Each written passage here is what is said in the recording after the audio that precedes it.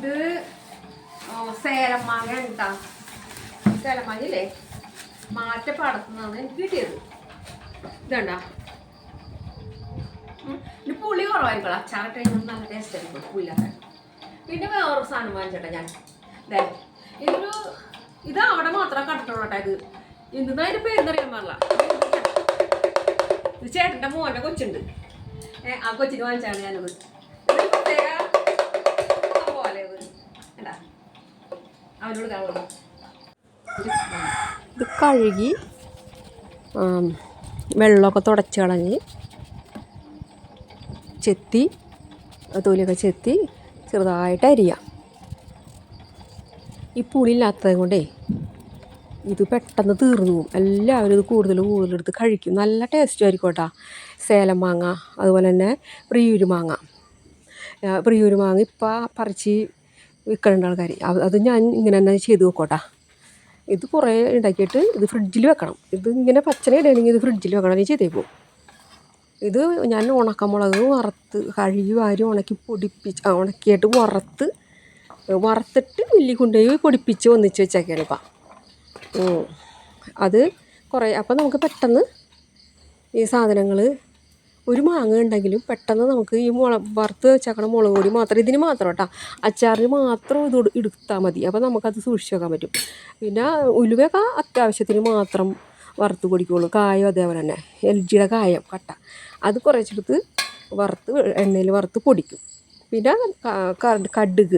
കടുകിൻ്റെ പരിപ്പ് പ്രാവശ്യം വാങ്ങിച്ചിട്ട് എനിക്ക് ഇഷ്ടപ്പെട്ടില്ല. അത് കാരണം ഞാനിപ്പോൾ ഇത് തന്നെ ഉപയോഗിക്കുള്ളൂ കേട്ടോ.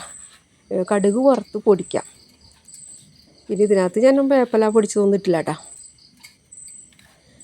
ഇത് ഓരോന്ന് ഇട്ട് ഇളക്കി. ഇതിപ്പോൾ വലിയ കൂടുതലുള്ള കാരണം ഞാനിത് സ്റ്റീൽ പാത്രത്തിൽ തന്നെ ഉണ്ടാച്ചത്. അല്ലെങ്കിൽ ഉടയണ പാത്രത്തിൽ, അല്ലെങ്കിൽ മംഗലത്തിൽ, അല്ലെങ്കിൽ ചില്ലുപ്പിൽ. ഇതിനകത്തൊക്കെയാണ് സാധനം രാത്രി വെക്കാവ്. ഇതിപ്പോൾ ഞാൻ ഇത് കൂടുതലായിപ്പോയി.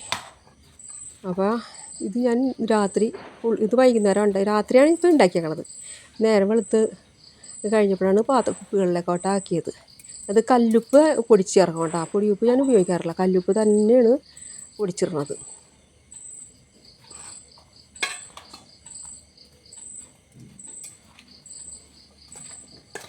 ശരിക്ക് യോജിപ്പിക്കാം. ലാസ്റ്റ് കുറച്ച് പച്ച എണ്ണയും കൂടി ഒഴിച്ച് ഇളക്കി തട്ടിപ്പൊത്തി മൂടി വെക്കാം.